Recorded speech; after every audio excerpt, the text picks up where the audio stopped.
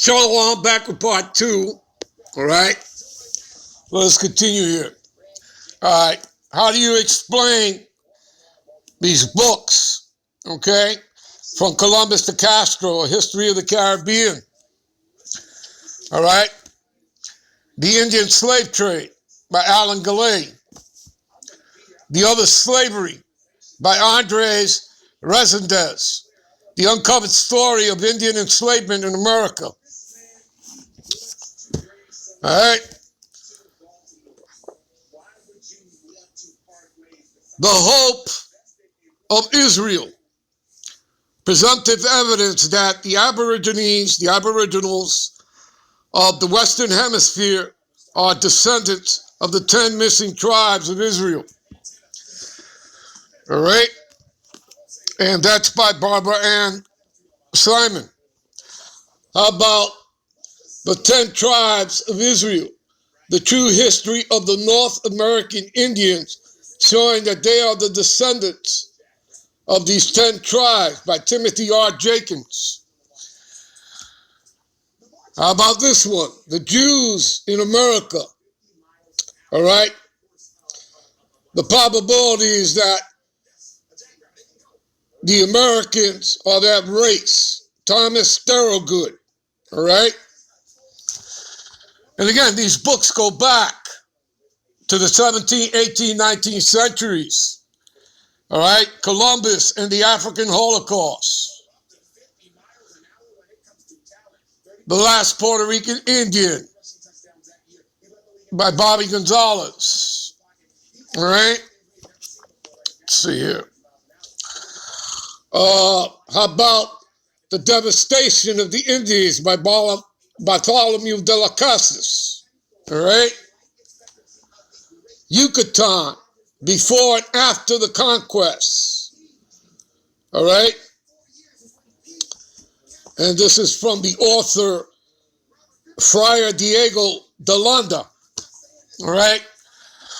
And here's a book that many of us brothers are also familiar with about Christopher Columbus and the participation of the Jews in the Spanish and Portuguese discoveries. And clearly tells you, this is by Mayor Caseling, and clearly tells you about Luis de Torres, all right, who spoke 5 different languages, who was the interpreter that was mostly used by Columbus. How about The Tears of the Indians and the Life of Las Casas? All right. How about The Origins of the American Indians by Lee Eldridge Huddleston? Okay. Which, again, much information in all these books. All right. It clearly tells you that, Asareth is actually the Americas. All right. And of course, in the scriptures, talks about Ophir, and Elder Apostle Tahar has done many videos on that. How about we get into The Lost Tribes and Promised Lands by Ronald Sanders, 365. All right, let's go to that. Let's read something out of here. All right, and I believe Elder Malcolm read a little bit of this, but I'm going to give you a little more and start a little higher. And waving a banner high in the air, the Indian guide soon was greeted by a puff of smoke far beyond the other bank of the river. In response to the signal, the 2 men waited. Eventually, a canoe appeared bearing 3 men and a woman, all of them Indians, all right? In other words, all of them are Israelites, all right?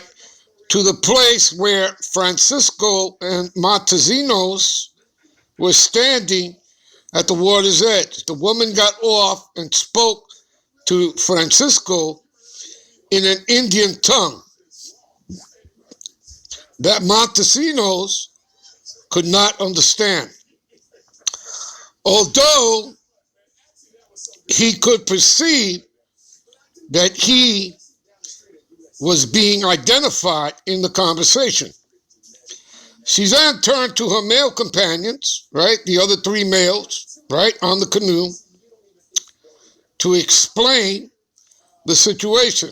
And upon hearing her words, they rose, went over to Montesinos, and to his utter astonishment said, Shema, Israel, Adonde, Elohim, Adonde, Ahad. Okay, now in the English, hear, O Israel, the Lord our God, the Lord is one. They had recited in Hebrew the fundamental credo of Judaism. Are you listening to that, Mr. Greg Cooper? All right. And a brief conversation ensued in their common ancestral tongue, all right, which is Hebrew, all right, to Montesinos, whose fluency in it is almost as perplexing to the reader of his narrative as it is of his three mysterious new companions.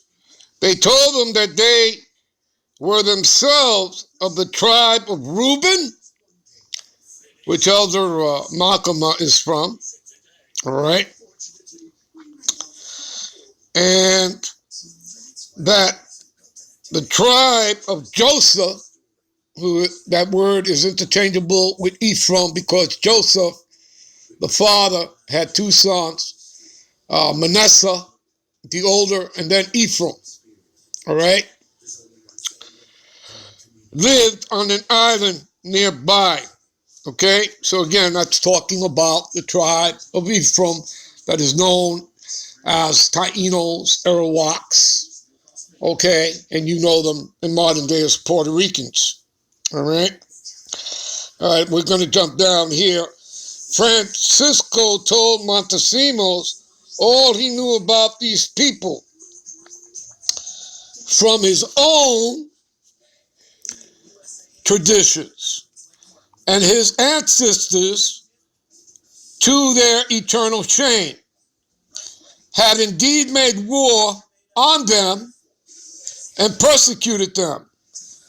Only the sorcerers of his tribe had perceived that they were a special people and had given warning that they should be left alone. The God of these children of Israel is the true God power, they had said, and everything inscribed on their tablets is true, okay? And at the end of days, they will be the lords of all the nations of the earth.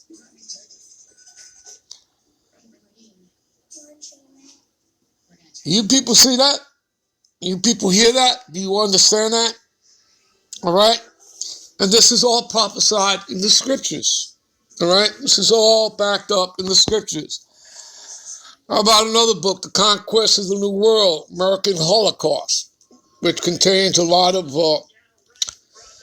black and white drawings of all the atrocities, all right, that were committed against the Northern Kingdom, all right?